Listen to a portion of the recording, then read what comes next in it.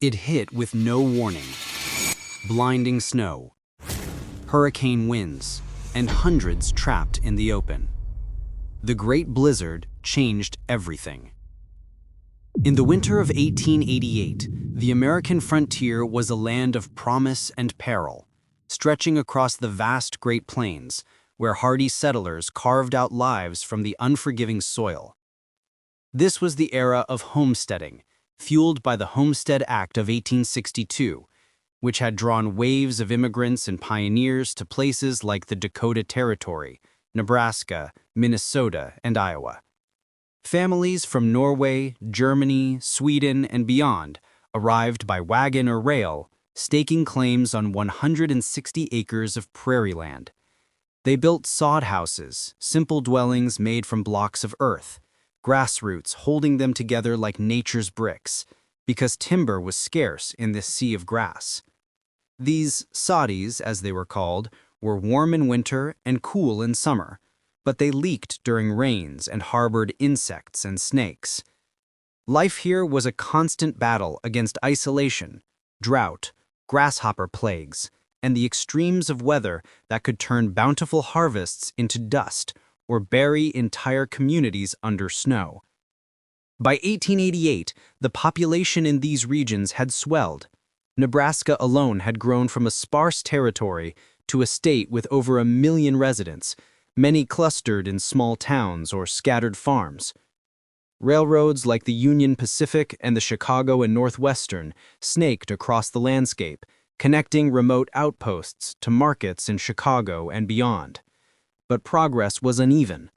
Telegraph lines were limited, and communication relied on horseback riders, stagecoaches, or the occasional train. Education was a cornerstone of this frontier society, with one-room schoolhouses dotting the countryside. These modest structures, often built from wood or sod, served children of all ages, taught by young teachers, sometimes teenagers themselves, who earned meager salaries. Classes ran from fall to spring, weather permitting, and on mild days, kids walked or rode ponies miles to attend, learning reading, writing, arithmetic, and moral lessons from McGuffey readers.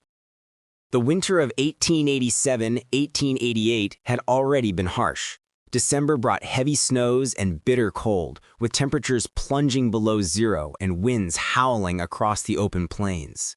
Blizzards had struck earlier, dumping up to 40 inches of snow in some areas, forcing families to huddle indoors with limited fuel, often dried cow chips or twisted hay for fires. But January brought an unexpected thaw. After weeks of sub-zero misery, temperatures rose dramatically in the days leading up to January 12. In places like Dakota and Nebraska, the mercury climbed into the 40s and even 50s Fahrenheit, melting snow into slushy puddles and turning frozen ground into mud. Rivers and streams swelled, and the air felt almost spring-like. Birds chirped, grass peeked through the melting drifts, and people shed their heavy coats and mittens. Farmers ventured out to check livestock, chop wood, or haul hay without their usual winter gear. Children skipped to school in lighter clothing, excited by the balmy weather that allowed outdoor play during recess. This mild spell was deceptive, a cruel prelude to disaster. Unbeknownst to the settlers, massive weather systems were colliding high above. A powerful low-pressure system, born in the Canadian Rockies, barreled southward from Alberta on January 11, clashing with moist, warm air from the Gulf of Mexico. Arctic cold surged behind it, creating a volatile front that would unleash hell on the plains. Winds would gust up to 60 miles per hour, temperatures would plummet 50 degrees in hours, and fine powdery snow, known as snert when mixed with dirt, would reduce visibility to zero in whiteout conditions. But in 1888, weather forecasting was rudimentary at best. The responsibility for predictions fell to the U.S. Army Signal Corps, which had taken over meteorological duties in 1870. Stations across the country took thrice-daily observations of temperature, pressure, wind, and humidity, telegraphing data to central offices like the one in Washington, D.C., or regional hubs such as St. Paul, Minnesota. There, Indications Officer Lieutenant Thomas Mayhew Woodruff compiled indications, early forecasts, and issued warnings. On January 11th, Woodruff noted the approaching cold wave, but underestimated its speed and severity. He telegraphed a cold wave signal for the northern plains, predicting falling temperatures and drifting snow overnight into January 12th. However, the warnings were vague, delayed by slow telegraph transmission, and not widely disseminated. Many rural areas lacked telegraph access, and newspapers printed forecasts only if received in time. In Omaha, the Nebraska State Journal mentioned possible colder weather, but downplayed it amid the mild conditions. The Signal Corps' bureaucracy, under Brigadier General Adolphus Greeley, prioritized military protocol over public alerts, and budget cuts had limited observer stations. None existed north of the U.S.-Canada border, blinding forecasters to the storm's full scope. Settlers relied more on folk wisdom than science, red skies at morning, aching joints, or animal behavior as omens. Norwegian immigrants in Minnesota, accustomed to harsh winters back home, might have sensed trouble, but the warm spell lulled even them. As Carl Salty, a teenage Norwegian immigrant in Fort Cheer, Minnesota, later recalled, on the 12th of January, 1888, around noontime, it was so warm it melted snow and ice from the window until after 1 p.m. No one anticipated the cataclysm about to unfold. As the morning of January 12th dawned clear and inviting, families rose to chores. In Dakota Territory, homesteaders like Johann and Groa Shalene sent their children off to school, bundled lightly against what felt like a gentle breeze. In Nebraska, teachers like 19-year-old Minnie Freeman opened their schoolhouse doors in Mira Valley, greeting pupils who arrived coatless, their cheeks flushed from the warmth. Lessons began as usual, recitations, spelling bees, and arithmetic on slate boards. Outside, farmers like William Allen in Pawnee County loaded hay wagons, noting the hazy sky, but thinking little of it. By noon, a subtle shift occurred. The air grew thicker. A distant roar like approaching thunder echoed from the northwest. But lunch breaks proceeded, children playing tag in the melting snow. Then, around 1 to 3 p.m., depending on location, the storm exploded with terrifying suddenness. A wall of dark clouds raced across the horizon, swallowing the sun. Winds screamed like banshees, whipping snow into a horizontal fury that stung like needles. Temperatures crashed, from 44 degrees Fahrenheit at 2 p.m. to negative 11 degrees Fahrenheit by 9 p.m. in one Montana station. Visibility vanished in the White Death, as survivors called it, a blizzard so fierce that one couldn't see their hand in front of their face. Snow didn't fall gently. It blasted sideways, piling into drifts 15 feet high, burying fences, wagons, and livestock. In those first chaotic hours, panic set in. Farmers in fields lost their bearings, wandering in circles until hypothermia claimed them. Cattle herds stampeded or froze in place. But the greatest tragedy unfolded at the schoolhouses. With classes in session, hundreds of children were miles from home when the storm hit. Teachers faced impossible choices: keep the kids inside and risk running out of fuel, or lead them through the maelstrom to nearby farms. In Great Plains, South Dakota, 2 men braved the winds to tie a rope from a house to the school, guiding students to safety one by one. But not all were so lucky. This was the onset of the schoolhouse blizzard, a storm that would etch itself into American history, not just for its ferocity, but for the human stories of courage, loss, and the failures that allowed it to catch a nation unprepared. As the winds howled and snow enveloped the frontier, the true test of survival began. As the Great Blizzard of 1888 descended upon the Great Plains like a vengeful force from the heavens, its fury transformed the open frontier into a frozen graveyard. What began as a mild January afternoon quickly devolved into a nightmare of blinding snow and bone-chilling cold, with winds gusting up to 60 miles per hour and temperatures plummeting as much as 50 degrees in mere hours. The storm, born from a clash between Arctic air surging southward from Canada and moist warmth rising from the Gulf of Mexico, struck without mercy across Montana, the Dakota Territories, Nebraska, Minnesota, and beyond. Snowfall itself was not excessive, often just a few inches, but the fine, powdery flakes were whipped into a horizontal assault, reducing visibility to mere feet and creating drifts that swallowed fences, wagons, and entire herds of cattle. This was no ordinary winter squall. It was a whiteout so complete that survivors described it as a dark and heavy wall, advancing across the horizon, blotting out the sun and turning day into an eerie twilight. The timing could not have been more cruel.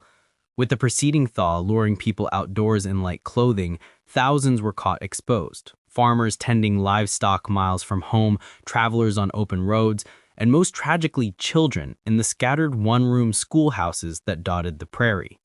These humble buildings, often no more than 20 by 30 feet with thin walls and a single stove, became both sanctuaries and potential tombs. Teachers, many of them young women fresh from normal schools or even teenagers themselves, faced harrowing decisions as the winds battered the doors and snow seeped through cracks. Should they huddle inside and conserve fuel, risking starvation if the storm lasted days, or brave the elements to lead their pupils to nearby farms or homes?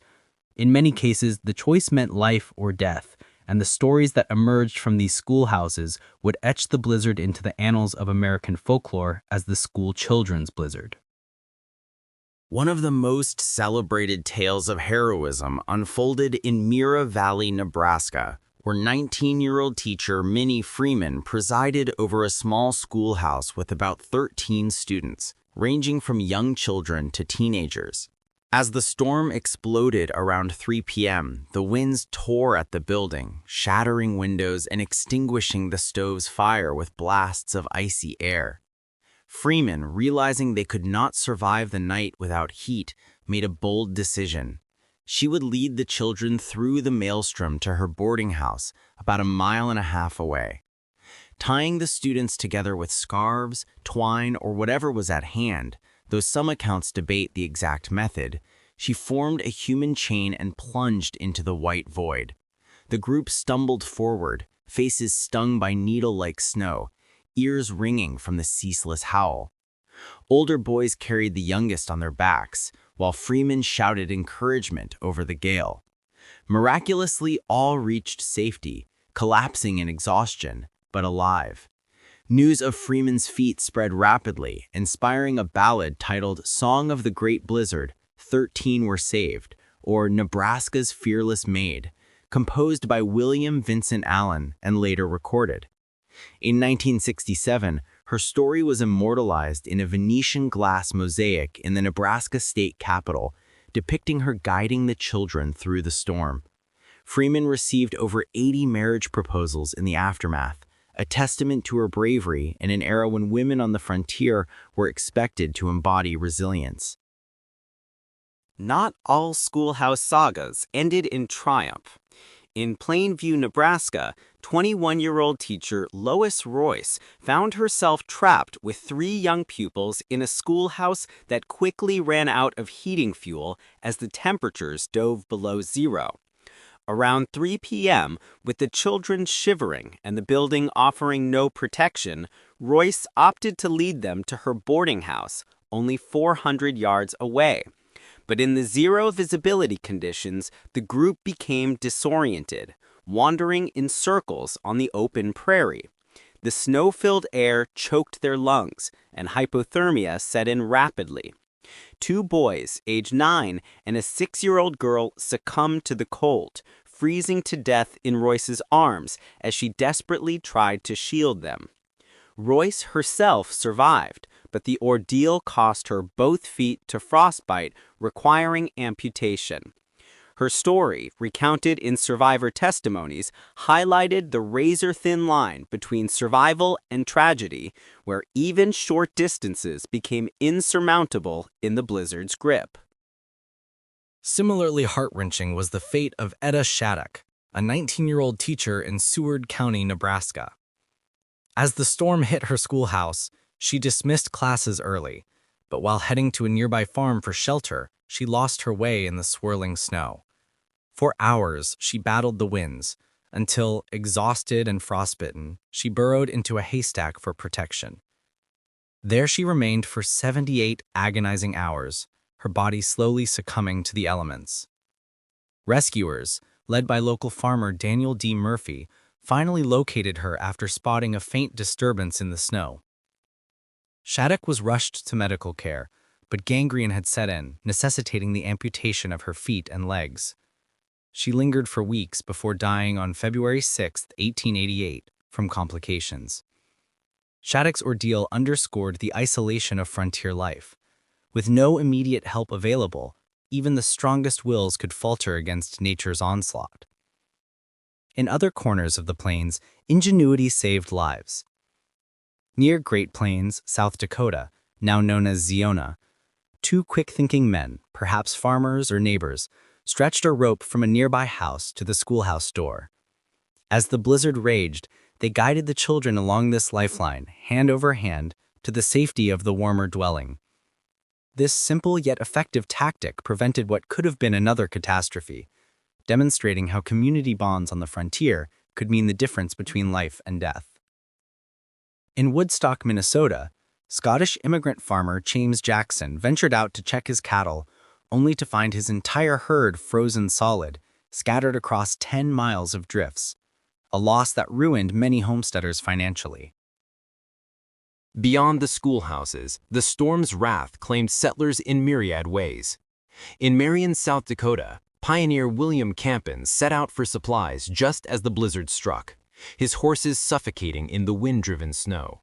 He sought refuge in a barn with pigs for warmth, surviving 3 days before returning to his schoolhouse, where his wife Kate had given birth alone to their son amid the chaos. Newspaperman Charles Morse in Lake Benton, Minnesota, returned home to find snow piled inside his bedroom, the door blown open by gale-force winds.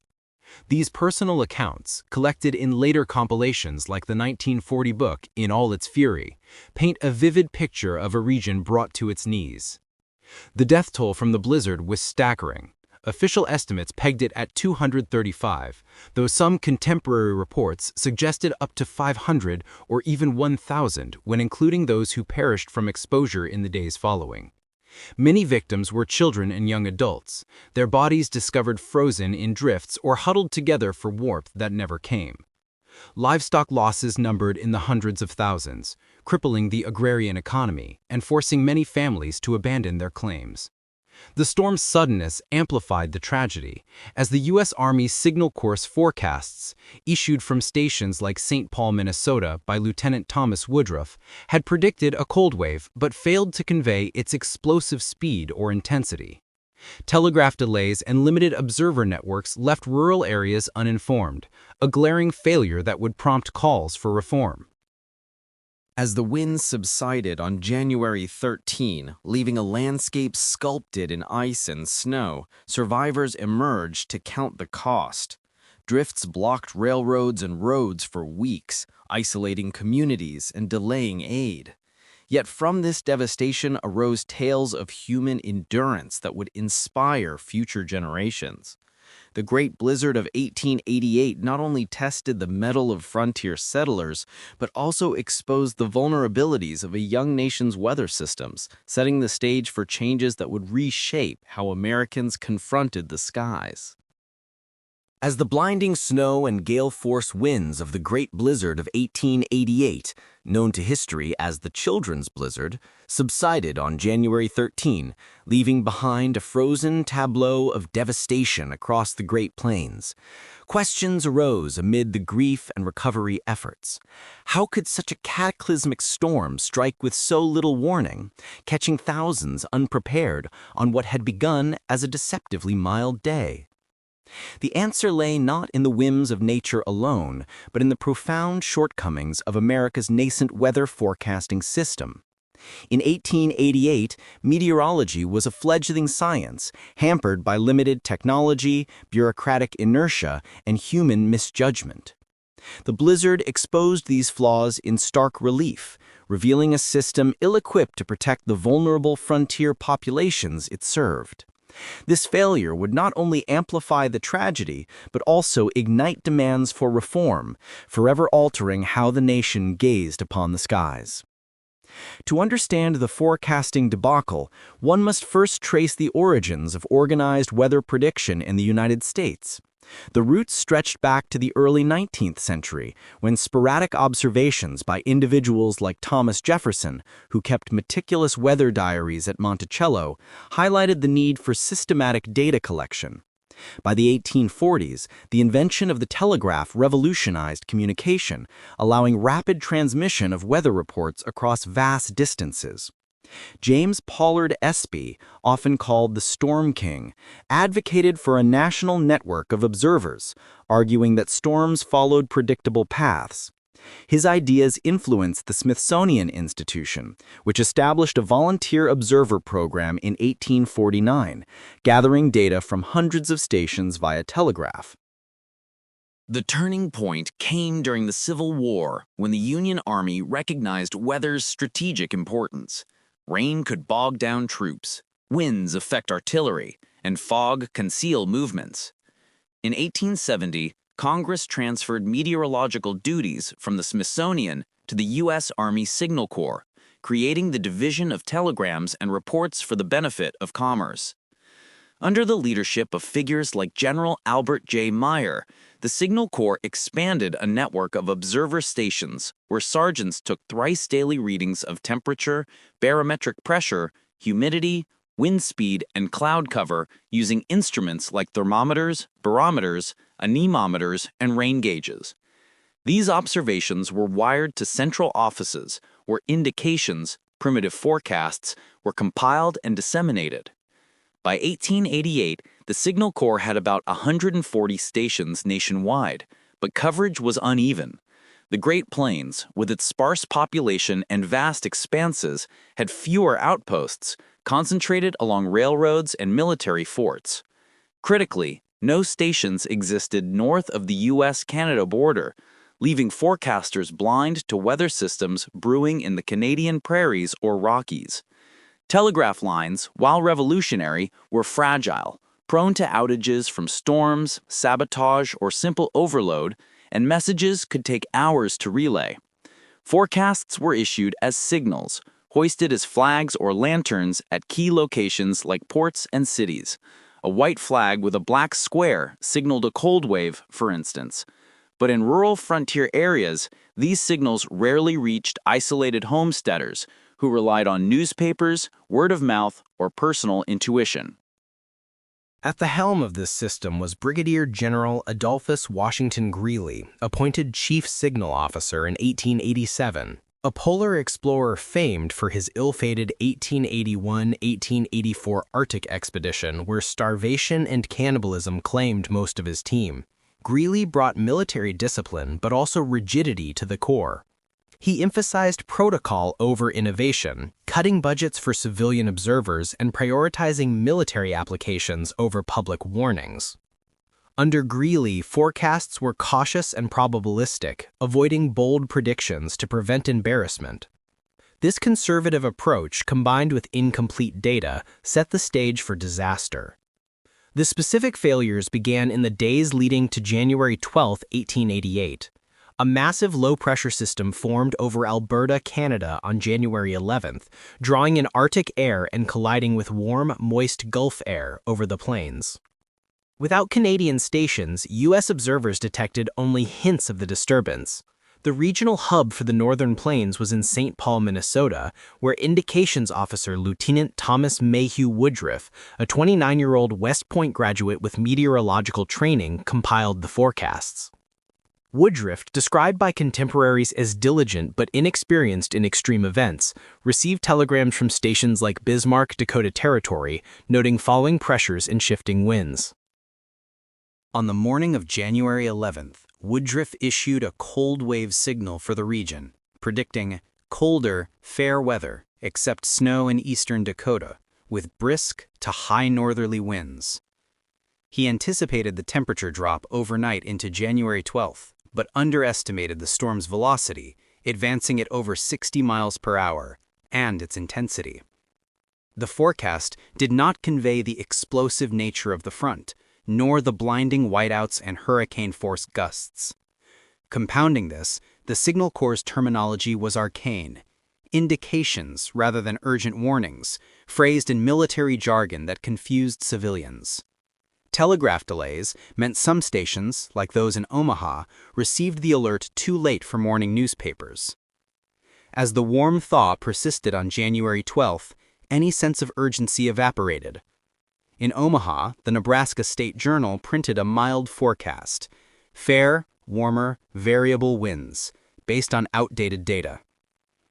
Woodruff later defended his actions and reports, noting that he had ordered cold wave flags hoisted at 10 p.m. on January 11th, but these visual signals were useless in rural areas without flag stations. Moreover, the Corps lacked protocols for rapid dissemination to schools or farms. Greeley's bureaucracy stifled initiative. Officers feared reprimand for over-alarming the public, as seen in prior incidents where false predictions led to ridicule. Human error played a role too. Some historians point to Woodruff's misinterpretation of barometric readings, failing to recognize the storm's bombogenesis, rapid intensification.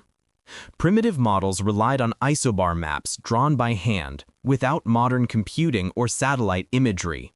The science itself was flawed. Meteorologists debated storm formation theories, with some adhering to outdated ideas like Espy's convection model versus emerging frontal theory from Norwegian scientists, not yet adopted in America. The consequences were immediate and tragic. With no effective warning, settlers ventured out coatless, children attended school, and farmers worked fields only to be engulfed by the sudden onslaught. The death toll, estimated at 235 to 500, might have been halved with better alerts. Survivors like Norwegian immigrant Gro Svensson in Iowa recounted the shock. The finest weather imaginable, then suddenly the storm broke loose. The blizzard's aftermath saw bodies recovered for weeks, frozen in grotesque poses, a grim testament to the forecasting void. Public outrage mounted. Newspapers lambasted the Signal Corps as weather guessers, with the New York Times decrying the utter failure of the Weather Bureau. In Congress, debates raged over transferring meteorology to a civilian agency, free from military constraints. Greeley faced scrutiny, but retained his post, implementing minor reforms like more stations and faster telegraphs. Yet the children's blizzard marked a watershed, exposing how frontier expansion outpaced infrastructural safeguards. This forecasting fiasco was not isolated. It echoed broader challenges of a nation pushing westward without adequate support systems. Railroads, while connecting communities, amplified risks by encouraging settlement in harsh climes. Immigrants, lured by promises of free land, arrived unprepared for prairie winters, their folklore insufficient against American-scale storms. The blizzard underscored the need for reliable predictions to ensure settlement safety, prompting innovations that would evolve into the modern National Weather Service. As recovery began, with trains stalled by 20-foot drifts and aid trickling in, the lessons of January 1888 lingered. The storm's legacy would drive technological and organizational changes, but in the immediate wake, it stood as a haunting reminder of humanity's fragility against the elements and the cost of ignoring the warnings, however faint, from the sky. In the frozen silence that followed the Great Blizzard of 1888, forever etched in memory as the Children's Blizzard, the Great Plains emerged transformed, scarred by loss yet poised for change. As the winds died down on January 13th, a landscape of undulating snowdrifts, some towering 20 feet high, concealed the horrors beneath. Frozen bodies of settlers, children, and livestock scattered across the prairies like forgotten relics. The storm, which had ravaged an area from Montana to Texas and eastward to Minnesota and Iowa, left communities isolated for days, even weeks. Railroads, the lifelines of the frontier, were paralyzed by buried tracks and derailed trains, delaying shipments of food, fuel, and medical supplies. Telegraph poles lay toppled like matchsticks, severing communication and amplifying the sense of abandonment. In towns like Yankton, Dakota Territory, residents dug tunnels through drifts to reach neighbors, while in Nebraska's Platte Valley, farmers used shovels and teams of oxen to clear paths, a laborious process that took up to 2 weeks in some regions. The immediate aftermath was a grim tally of human cost. Official reports documented 235 deaths, though contemporary accounts and historians suggest that the true number may have climbed to 500 or more, accounting for those who succumbed to injuries, pneumonia, or starvation in the ensuing days. Many victims were young, children caught en route from school, or adults in their prime, their lives cut short by exposure in temperatures that plunged to minus 40 degrees Fahrenheit in places like Fort Assiniboine, Montana. The economic toll was equally staggering, rippling through an agrarian society already teetering on the edge of viability. Livestock, the backbone of frontier economies, perished by the hundreds of thousands. In Nebraska alone, estimates pegged cattle losses at over 100,000 head, with herds freezing in open pastures or suffocating under drifts. Sheep and horses fared no better. One rancher in Dakota Territory reported losing 90% of his flock. These deaths translated to financial ruin for many homesteaders who had invested their life savings in animals and equipment under the Homestead Act. Crop failures loomed as well, with the deep snow insulating the ground but delaying spring planting and exacerbating soil erosion once the melt came. Property damage extended to sod houses collapsing under snow weight, barns buried, and fences obliterated, forcing survivors to rebuild from scratch. The blizzard struck at a time when the plains were experiencing a population boom. Nebraska's residents had doubled in the 1880s, but the disaster accelerated a reverse migration. Discouraged by the harsh realities of prairie life, thousands abandoned their claims, heading back east or to milder climates like California. Census data from 1890 shows a slowdown in settlement growth in affected states, with some counties in Dakota and Nebraska losing up to 20% of their population in the years following the blizzard. Immigrants, particularly Scandinavians and Germans, who had braved the Atlantic for promises of fertile land, now questioned the American dream, their letters home warning of the land's treachery. Yet amid the devastation, the blizzard catalyzed profound changes in settlement safety, reshaping how communities prepared for and responded to nature's fury. On the frontier, where self-reliance was a virtue, the storm exposed the perils of isolation and underscored the need for collective safeguards. Schools, the epicenters of the tragedy, became focal points for reform. In the wake of stories like those of Minnie Freeman and Lois Royce, educators and lawmakers advocated for better-equipped schoolhouses. One-room structures, previously bare-bones affairs with minimal fuel and no emergency provisions, began incorporating stockpiles of wood, coal, food, and blankets. In Minnesota and Nebraska, informal policies emerged for teachers to monitor weather signs more vigilantly, dismissing classes early at the first hint of trouble. Some districts installed storm signals, flags or bells connected to telegraph offices to alert rural areas. These measures, though rudimentary, saved lives in subsequent winters, as seen in the milder blizzards of the 1890s. Communities also fostered neighborly networks. In places like Holt County, Nebraska, farmers formed mutual aid societies to check on isolated families during storms, a practice that evolved into formal volunteer rescue teams. Broader infrastructural improvements followed, driven by the blizzard's exposure of vulnerabilities. Railroads, stung by massive delays and losses, invested in snowplows and elevated tracks to prevent future blockages. The Union Pacific, for instance, added more sidings and telegraph stations along plains routes, enabling faster warnings and aid distribution. Telegraph companies, recognizing the storm's role in downing lines, began burying cables or reinforcing poles with guy wires, enhancing communication resilience. Settlement patterns shifted too. The disaster discouraged scattered homesteading in favor of clustered towns, where proximity offered mutual support. Government land offices noted a preference for claims near railroads or rivers, reducing isolation. Moreover, the blizzard influenced agricultural practices. Farmers diversified crops, planted windbreaks of trees to mitigate drifts, and adopted hardier livestock breeds like Hereford cattle, better suited to cold snaps.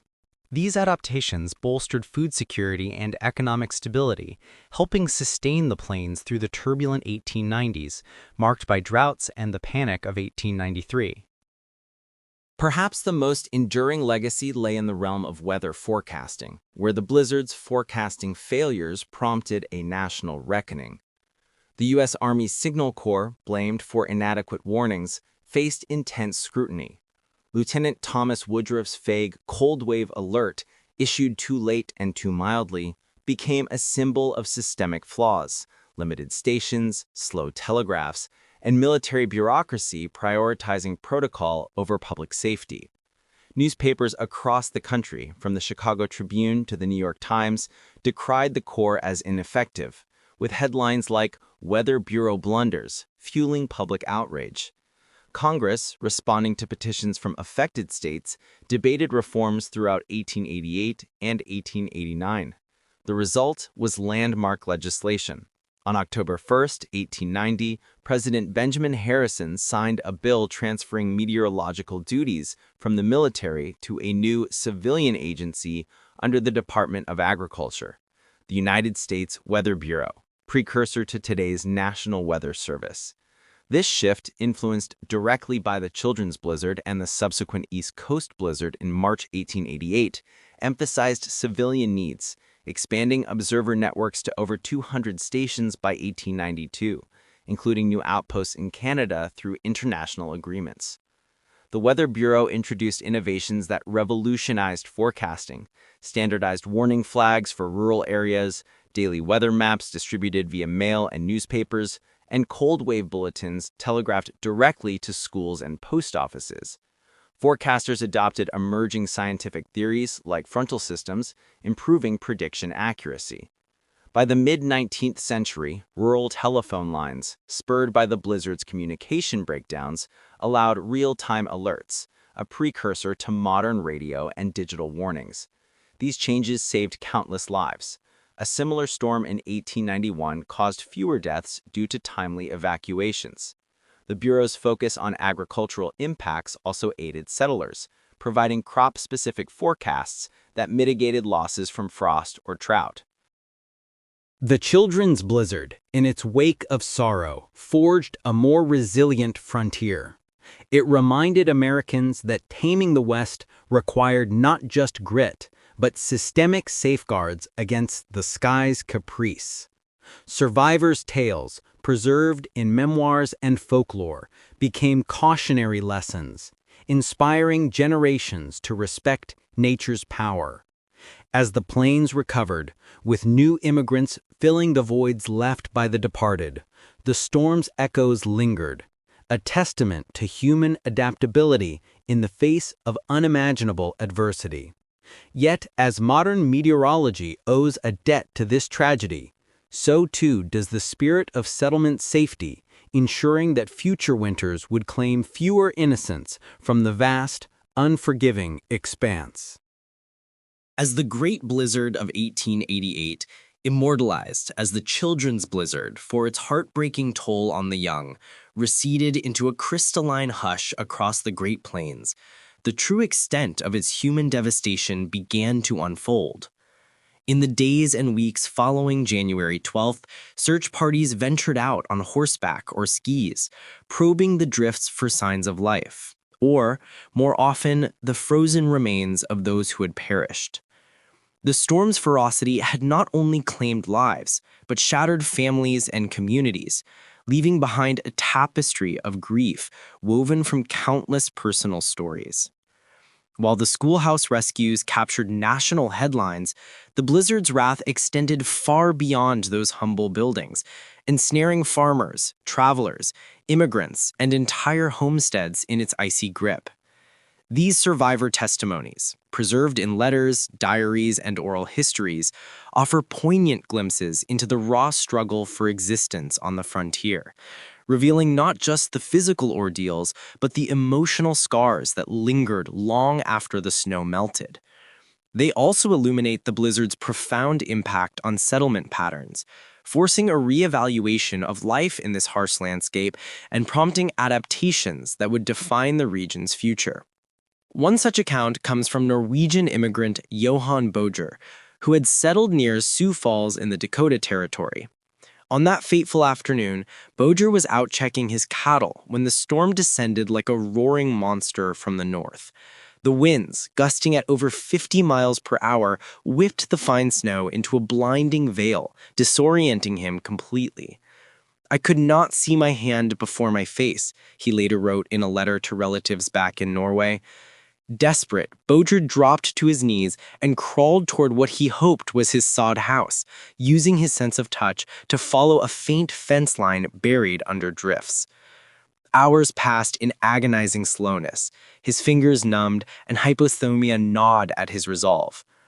Miraculously, he stumbled upon his doorstep just as night fell, collapsing into the arms of his wife, who had kept a lantern burning in vain hope. Boger's survival was a stroke of luck, but the blizzard claimed his entire herd, over 50 cattle frozen in place like statues. The loss plunged his family into poverty, forcing them to rely on community aid for months. Stories like Boger's highlighted the vulnerability of immigrant settlers, many of whom arrived with dreams of prosperity but little experience with the plains' extreme weather. The storm accelerated cultural adaptations among these groups. Norwegians and Swedes, drawing from their homeland traditions, began constructing more insulated homes with steeper roofs to shed snow, influencing architectural shifts in the region. In Minnesota's Traverse County, another tale of endurance emerged from farmer Walter Allen, whose experience underscored the blizzard's deceptive onset. Allen had set out that mild morning to haul wood from a distant grove, clad only in a light jacket amid the thaw. As the temperature plummeted from 40 degrees Fahrenheit to negative 20 degrees Fahrenheit in hours, he found himself miles from shelter, his wagon bogged down in rapidly forming drifts.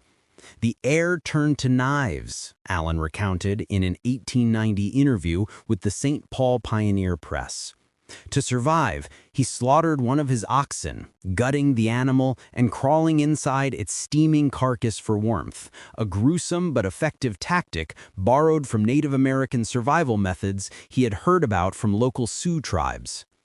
There he huddled through the night, emerging frostbitten but alive the next morning to trudge home.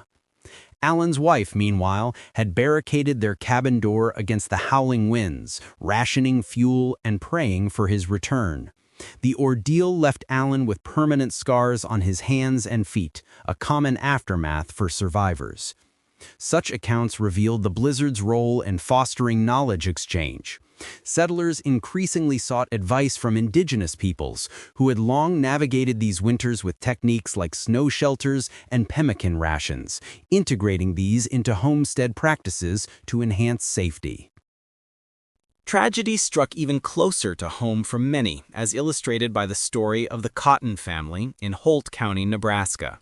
Patriarch William Cotton was away on business when the storm hit, leaving his wife Mary and their 5 children to fend for themselves in a drafty sod house. As winds tore at the roof and snow sifted through cracks, Mary gathered the children around the stove, burning furniture when fuel ran low. "We sang hymns to keep our spirits up," one daughter later recalled in a family memoir. But the youngest, a toddler, succumbed to the cold despite her mother's efforts to warm him with her body heat. When William returned days later, digging through drifts to reach the buried home, he found his family alive but forever altered by loss. The Cottons' experience was emblematic of the blizzard's disproportionate impact on women and children left alone on isolated claims. In response, communities established storm clubs, informal groups where neighbors pledged to check on one another during bad weather, a practice that strengthened social bonds and reduced isolation, key factors in long-term settlement viability. Beyond individual tales, the blizzard's scars manifested in broader societal shifts. In the Dakota Territories, where the storm killed an estimated 100 people, many homesteads were abandoned as survivors grappled with economic ruin and psychological trauma. Diaries from the era describe blizzard madness, a term for the depression and anxiety that plagued those who had lost loved ones or livelihoods. One survivor, Lena Wobeck, a German immigrant in Cumming County, Nebraska, wrote of recurring nightmares where she relived wandering lost in the snow, searching for her brother who had perished en route from school. These emotional wounds prompted the growth of support networks, including churches and fraternal organizations like the Grange, which offered counseling and financial aid. The storm also influenced migration patterns. Census records show a dip in new claims filed in 1888-1889, with many potential settlers deterred by newspaper reports of the disaster. Instead, populations concentrated in towns with better infrastructure, like railroads and telegraph lines, fostering urban growth in places like Omaha and Sioux City. This clustering improved safety by enabling quicker aid distribution and weather alerts, laying the groundwork for more sustainable communities. The blizzard's impact extended to health and medicine on the frontier. Frostbite and gangrene cases overwhelmed rudimentary doctors, leading to amputations that disabled hundreds. In Fort Benton, Montana, surgeon Dr. Andrew Logan treated over 50 patients in the storm's aftermath, noting in his journal the need for better cold weather gear. This spurred innovations like insulated boots and layered clothing imported from Eastern manufacturers and adapted locally. Public health campaigns, inspired by the disaster, educated settlers on hyperthermia signs and prevention, reducing mortality in future winters. Economically, the loss of livestock, estimated at $25 million across the region, prompted diversification. Farmers shifted from cattle ranching to mixed agriculture, planting wind-resistant crops like wheat and corn, which bolstered resilience against recurring blizzards. These personal narratives, drawn from the voices of those who endured, paint a vivid portrait of a disaster that tested the limits of human spirit. The children's blizzard not only claimed lives, but reshaped the frontier's social fabric, embedding lessons of preparedness and community into the collective memory. As spring thaws revealed the full scope of destruction, survivors like Bossier, Allen, and the Cottons became symbols of resilience, their stories passed down through generations. Yet the scars remained, a somber reminder that on the vast plains, safety was never guaranteed, only earned through vigilance and adaptation. In the years that followed, these enduring lessons would guide the nation toward a safer, more interconnected future, transforming tragedy into a catalyst for progress. The Great Blizzard of 1888, forever branded as the Children's Blizzard for its merciless toll on the young and innocent, did not merely vanish with the thawing snows of spring. Its shadows lingered long after the drifts melted, embedding themselves into the cultural fabric of America and reshaping scientific understanding of weather phenomena. This storm, which struck the Great Plains on January 12, 1888, and dissipated the following day, claimed 235 lives, though some estimates soared as high as 1,000 and left an indelible mark on history. Beyond the immediate devastation, it inspired a wealth of literature, poetry, music, and folklore that preserved the harrowing tales for generations. Simultaneously, it propelled advancements in meteorology, exposing the need for better comprehension of atmospheric forces and spurring innovations that enhanced settlement safety across the frontier. As we delve into this legacy, the blizzard emerges not just as a natural disaster, but as a pivotal event that bridged human storytelling with scientific inquiry, ensuring its lessons endured. From a scientific perspective, the children's blizzard was a meteorological marvel of destruction born from a rare and explosive convergence of atmospheric elements. The storm originated as a strengthening surface low-pressure system that swept south-southeastward from the Alberta district in Canada's Northwest Territories into central Montana Territory, then veered into northeastern Colorado by the morning of January 12. Ahead of this low, temperatures spiked dramatically. Omaha, Nebraska, for instance, climbed from -6 degrees Fahrenheit on January 11 to 28 degrees Fahrenheit by the next morning, luring settlers into a false sense of security.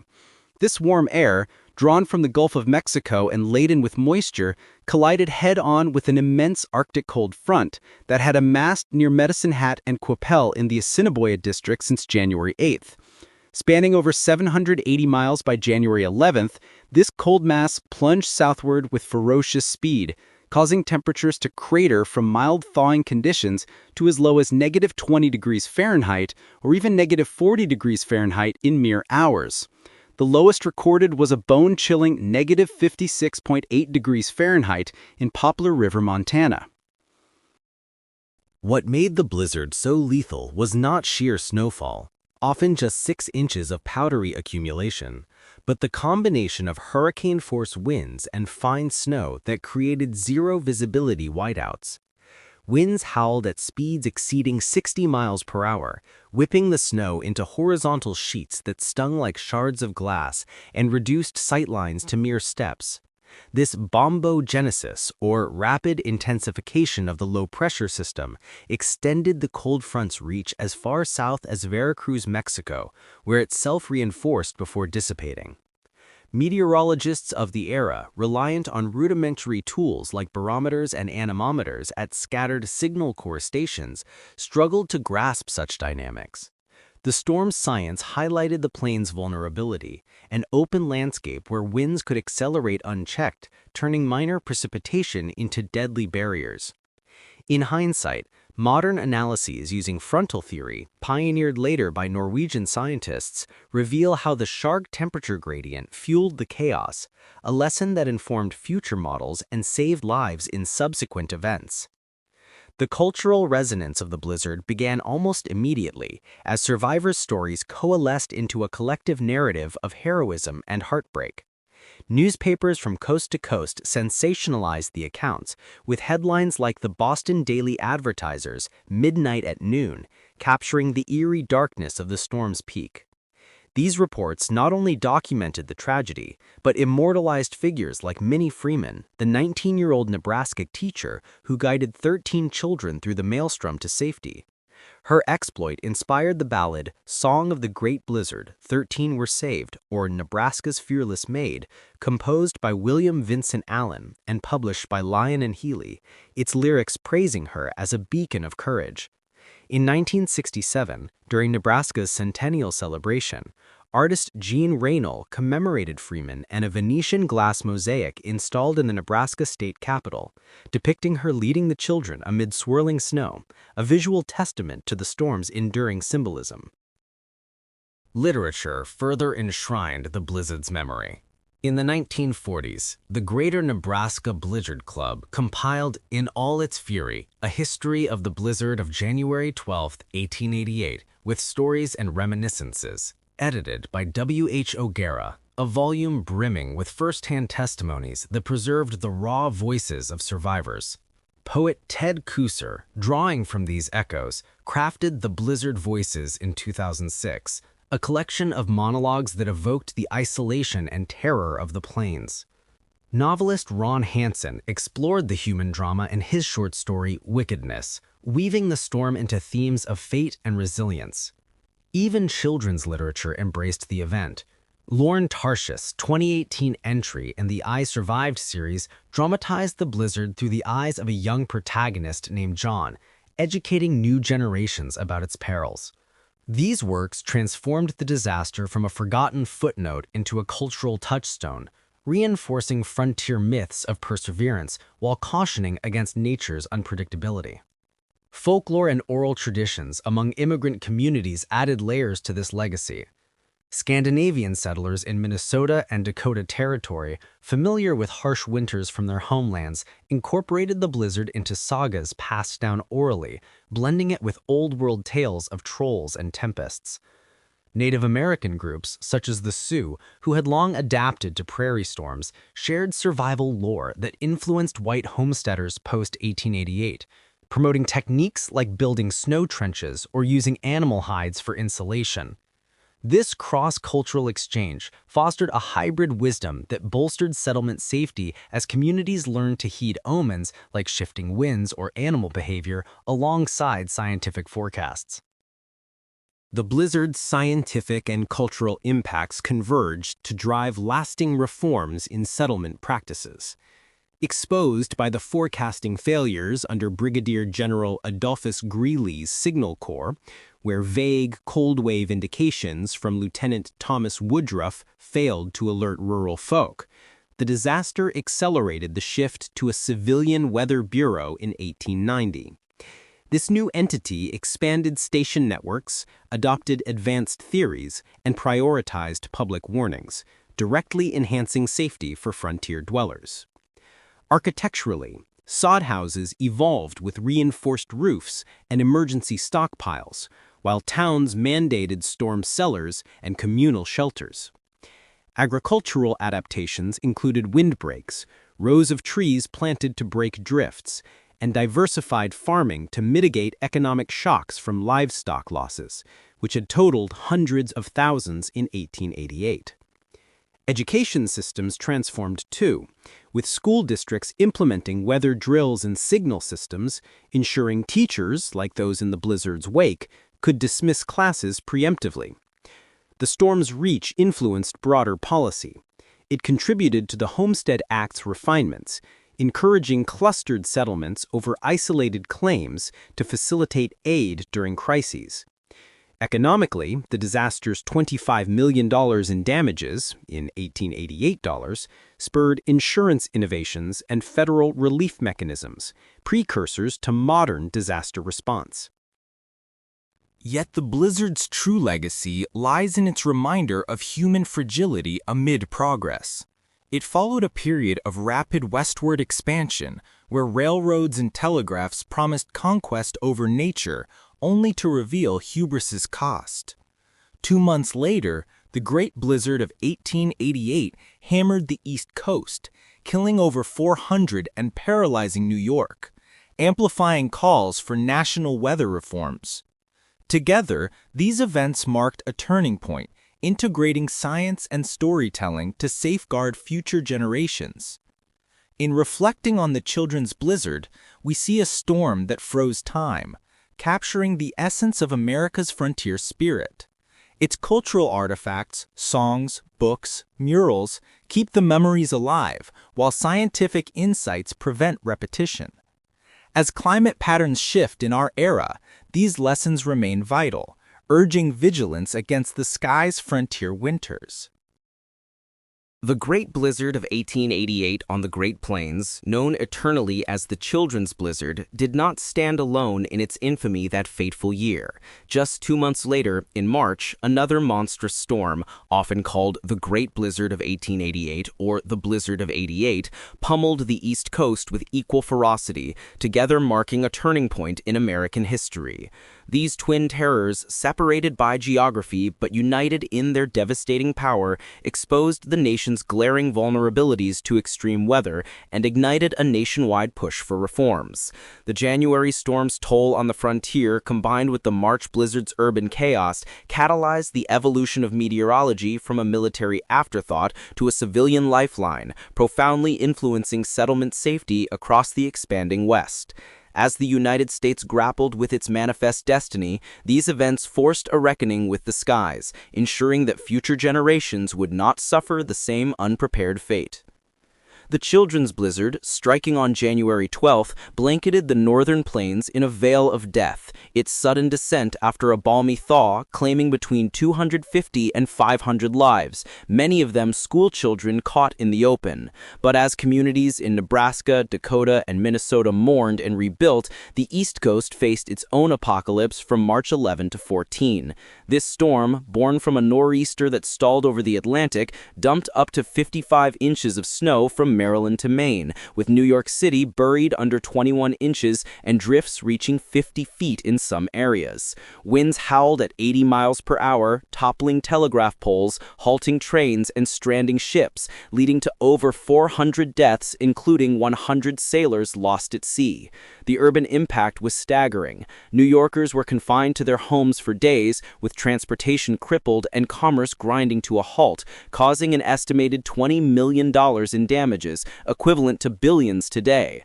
Unlike the rural isolation of the Plains blizzard, this one paralyzed major cities, affecting a quarter of the U.S. population and amplifying public outcry. The common thread binding these disasters was the abject failure of the U.S. Army Signal Corps' forecasting system. For the children's blizzard, Lieutenant Thomas Woodruff's mild cold wave indication arrived too late and understated the storm's explosive arrival, leaving frontier settlers without actionable alerts. Similarly, the March storm caught the East Coast unprepared. Despite some warnings, the Corps' military bureaucracy and limited technology, reliant on sparse telegraph reports and hand-drawn maps, failed to predict its stalling and intensification. Newspapers decried the service as inadequate, with the New York Times labeling it a national disgrace. The dual failures highlighted systemic issues: no international data sharing, insufficient rural dissemination, and a focus on military rather than civilian needs. In the plains, the lack of warnings exacerbated the tragedy in poorly constructed sod houses and schoolhouses, where thin walls and scarce fuel offered little protection against the plunging temperatures. On the East Coast, downed telegraph lines isolated cities, preventing updates and aid coordination. This confluence of catastrophes spurred immediate and lasting reforms, birthing the modern National Weather Service. Public fury and congressional hearings in 1888-1889 exposed the Signal Corps' shortcomings under General Greeley, leading to legislation that transferred meteorological duties to a new civilian agency. On October 1, 1890, President Benjamin Harrison signed the bill creating the United States Weather Bureau under the Department of Agriculture, prioritizing agricultural and public safety over military interests. The Bureau expanded observer stations to over 200 by the mid-1890s, incorporating Canadian data through bilateral agreements and adopting emerging frontal theory from European scientists to improve predictions. Daily weather maps became standard, distributed via newspapers and post offices, while rural flag signals and emerging telephone lines enabled real-time alerts to schools and farms. These changes directly addressed the children's blizzard's rural blind spots, reducing fatalities in similar storms like the 1891 Plains blizzard. The blizzard's impact on settlement safety extended far beyond forecasting, reshaping how Americans inhabited the frontier. In the Great Plains, the January storm's exposure of isolated homesteading's perils led to a decline in westward migration. Prospective settlers, reading sensationalized accounts in Eastern papers, opted for safer regions, with some Dakota counties seeing population drops of 10 to 20% in the 1890s. Communities adapted by clustering around railroads and towns, facilitating mutual aid and quicker rescues. Building practices evolved. Sod houses gave way to frame structures with better insulation. Storm cellars became mandatory in many districts, and windbreaks, rows of planted trees, mitigated drifts and soil erosion. Schools implemented emergency protocols, stocking fuel and food, and training teachers in weather vigilance, preventing repeats of the schoolhouse tragedies. Nationally, the March blizzard's urban devastation prompted infrastructural revolutions. In New York City, buried telegraph and power lines replaced overhead ones to withstand winds, while elevated trains and subways were accelerated to avoid snow blockages. Railroads across the country invested in snowplows and reinforced tracks, with the Union Pacific adding plains-specific depots for storm supplies. These innovations trickled westward, enhancing frontier resilience. By the 1900s, telegraph expansions and rural cooperatives ensured warnings reached even remote claims. Economically, the storms combined $45 million in damages spurred federal disaster relief frameworks, precursors to modern FEMA, aiding recovery in affected states. The dual blizzards also fostered a cultural shift towards scientific respect for weather. Folklore and folk remedies yielded to data-driven preparedness, with the Weather Bureau's educational campaigns teaching settlers to recognize signs like falling barometers or animal unrest. In the Black Hills of South Dakota, where the children's blizzard blocked transportation for weeks, communities developed local warning systems tied to mining operations, influencing broader mining safety standards. Immigrant groups, hit hard on the plains, integrated homeland wisdom, such as Scandinavian snow shelters, with American innovations, strengthening communal bonds. In retrospect, the blizzards of 1888 awakened a nation to the perils of unchecked expansion, embedding safety into the American ethos. The children's blizzard's frontier heartbreak, amplified by the East Coast's urban paralysis, ensured that meteorology became a guardian of progress. As the West filled with resilient towns and informed citizens, these storms' legacies endured, proving that from winter's wrath could rise a safer, more unified America. Yet, as modern climate challenges echo these events, their lessons remind us: vigilance against the skies is eternal. In the annals of American history, the Great Blizzard of 1888, particularly its January manifestation on the Great Plains, dubbed the Children's Blizzard, stands as a watershed moment, a frozen crucible that forged sweeping transformations in how the nation confronted its volatile climate. While the immediate aftermath saw communities digging out from drifts and mourning the lost, the storm's deeper reverberations extended far into the future, reshaping weather forecasting, settlement practices, and the very ethos of safety on the frontier. This cataclysm, which claimed hundreds of lives through its sudden ferocity and inadequate warnings, exposed the fragility of pioneer life and compelled reforms that echoed across generations. As the United States Weather Bureau rose from the blizzard's ashes and settlers adapted their ways to mitigate such perils, the event became a cautionary beacon, illuminating the path toward a more secure coexistence with nature's extremes.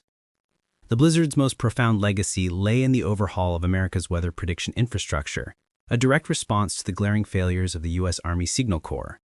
In the days leading up to January 12, 1888, forecasters like Lieutenant Thomas Woodruff in St. Paul had issued vague cold wave indications, but these alerts were hamstrung by limited observer stations, slow telegraph transmissions, and a military bureaucracy more attuned to protocol than public urgency.